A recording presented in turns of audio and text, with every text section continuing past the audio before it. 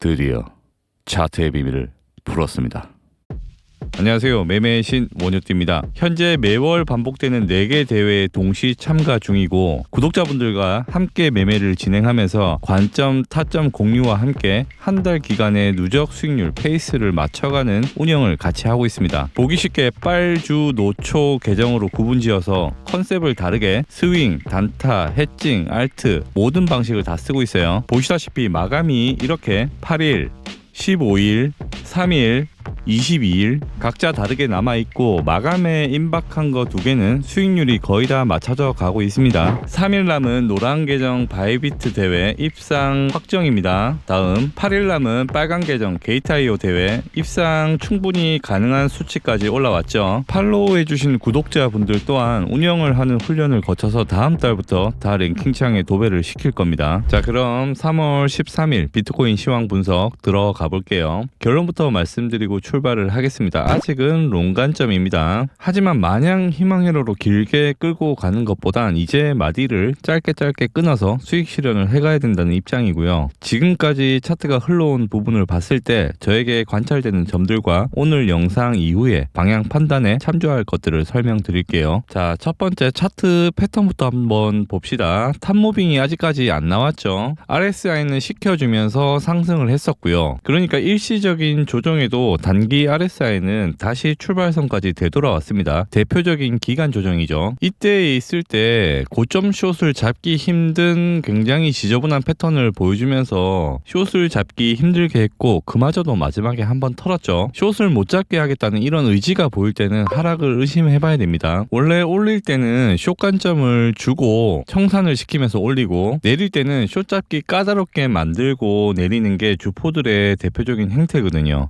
이것과 관련된 대표적인 차트 사례가 2022년 9월 9일 추석 때 악몽을 저는 몸이 기억을 하고 있는데요. 그때로 잠시 돌아가 보자면 이런 차트였습니다. 고점을 계속 반복돼서 올리면서 숏을 못 잡게 하죠. RSI는 계속 중립 구간을 유지를 합니다. 이렇게 마지막 탑 무빙이 나오고 나서 대폭락이 나오죠. 이런 무빙에 대한 흐름을 여러분께서 먼저 염두를 하셔야 됩니다. 자, 두 번째, 펀딩비를 지금부터는 인지를 하셔야 돼요. 펀비가 실시간으로 상당히 변동폭이 큽니다. 펀비 타임이 돌아오는 시간에 맞춰서 무빙도 크고요. 이때는 심지어 펀비가 0.2%까지 올랐었습니다. 펀비의 한 타임 주기를 관찰을 해보시면 0.05%에서 0.2%까지도 올라오고 있어요. 4배가 왔다 갔다 하죠. 계산하기 힘드신 분들을 위해서 가볍게 계산했을 때 2비트 선물 롱을 가지고 있으면 0.2%의 펀딩비를 유지하고 있다는 가정에서는 하루에 150만 원 정도의 펀딩비를 지불을 하셔야 됩니다. 롱을 잡고 있으면 계속 이자를 내야 된다는 거예요. 8시간마다. 이 펀비에 대한 부분은 대불장에 가까워질수록 훨씬 더 큰 문제로 대두가 됩니다. 시장에 롱밖에 없으면 수요 공급을 맞추기 위해서 펀딩비가 상승하는데 주로 돈이 없는 개미들은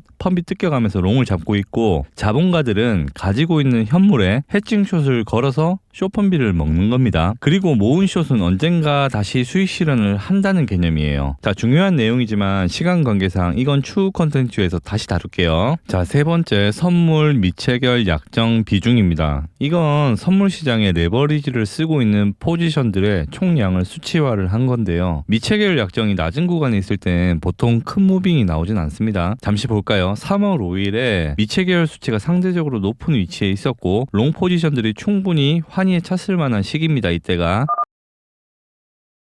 물론 이 선물 미체결 약정의 수치가 고점에 있다고 해서 무조건 그때부터 하락이다, 이제 상승이다 라고 해석을 하시면 절대 안 되고요. 이 미체결 약정의 댐이 차트상에서 고점이라고 인식할 수 있을 만한 위치에 도달을 하게 되면 먹잇감을 먹으러 위를 가든 아래를 가든 위아래를 다 털든 이렇게 털어서 개미들의 자본을 빼앗아오는 무빙을 자본가들이 실시할 수 있는 경향성이 크다고 해석을 하시면 맞는 얘기예요. 그런데 지금 보시다시피 단기 미체결 약정 수치는 상당히 양호한 수준이기 때문에 가던 추세 그대로 이어서 롱을 보는 게 아직은 정배고 맞는 판단이지만 며칠 이내에 댐의 물이 가득 찬다면 한번 비우는 무빙이 나올 수 있으니까 그때는 꼭 참고를 하시면 좋겠습니다. 다시 말씀드리지만 단기에는 아직 특이사항이 없기에 저도 롱 관점을 유지하고 있는 겁니다. 자, 네 번째, 사토시 재판 소송 이슈입니다. 이건 가십거리로 삼으셔도 상관은 없지만 모르고 있어서는 안 되는 뉴스라 것이라고 말씀을 드려요. 자신이 사토시라고 주장하는 이 크레이그 박사의 진위 여부를 다루는 재판이 오늘 13일부터 15일 안에 결과가 나옵니다. 크레이그 박사는 비트코인의 영속성을 판단하는 부분에 대해서 심각한 오류가 있음을 지적하고 있는 상황이고요. 자신이 개발자로 참여한 비트코인 SV가 지속 가능한 진짜 비트코인이다라는 뉘앙스로 계속적인 주장을 해온 그런 사람입니다. 맹점은 이번 소송의 원고가 크레이그 이 사람이 사토시가 아니라는 근거 입증 책임이 있고 이게 받아들여져야 크레이그 박사가 패소를 한다는 겁니다. 즉 사토시가 맞음을 증명하는 재판이 아니고 사토시가 아님을 증명하는 재판이라는 거죠. 크레이그 박사 측이 승소를 했을 때는 충분한 악재로 반영될 파급력이 있는 내용이고요. 원고 측이 증빙할 만한 입증 자료들이 신빙성이 없어서 사토시라고 이 사람이 인정이 돼버리면 이것 또한 충분한 악재로 반영될 수 있다는 얘기예요. 물론 저 또한 크레이그 박사가 진짜 사토시라는 생각은 하지 않고 있고요. 제가 오로지 관심 있는 것은 이 재료를 악재 뉴스로 쓸지 쓰지 않을지에만 오로지 관심이 있는 겁니다. 여러분 캔들은 심지어 가짜뉴스에도 반응을 합니다. 그리고 나서 사실 가짜였다고 하면서 제자리로 되돌아오는 사례를 우리는 이미 ETF 가짜뉴스나 아마존 결제 이슈 때 경험을 했잖아요. 그러니까 인지 정도는 하고 있어야 돼요. 이 이슈가 15일까지 별일 없이 그냥 넘어가준다면 근거리의 악재는 당분간 없을 거라고 봅니다. 자, 오늘의 영상을 정리를 해보겠습니다. 불안 요소는 존재하지만 단기로 롱 관점을 아직 유지하고 있다. 펀비도 쇼펀비가 일시적으로 많이 치솟는 현상을 보이며 그만큼 시장에 롱이 너무 많다. 단기 미체결 약정이 순탄한 와중에서는 흐름대로 끌고 가면 되겠죠. 장기 미체결 약정량은 사실 상당히 높은 편에 있어요. 인지는 하십시오. 단기 미체결 약정의 댐이 찬 구간에선 현물 보유자는 숏 해칭을 해서 펀비 수익을 고려해 볼 수 있겠습니다. 해칭은 수익을 정지하는 양방 행위가 아니고 같은 구간 수익을 중복해서 먹는 좋은 수단입니다. 내리더라도 탑무빙이 한번 나오고 빠질 때 그때만 유의하면 됩니다. 68.7K가 깨질 때는 반드시 리스크 관리를 하자. 최소한 4% 이상 빠질 겁니다. 그렇게 4% 더 내려서 66.6K를 찍더라도 사실 그 정도도 상당히 건전한 조정이다. 건전한 조정에 전재산을 날리는 우매한 트레이딩을 하지 맙시다. 74.6K까지 간다면 일정 부분 수익을 확정할 필요가 있어 보인다. 숏은 수익을 보기 위해서 잡는 포지션이 아니고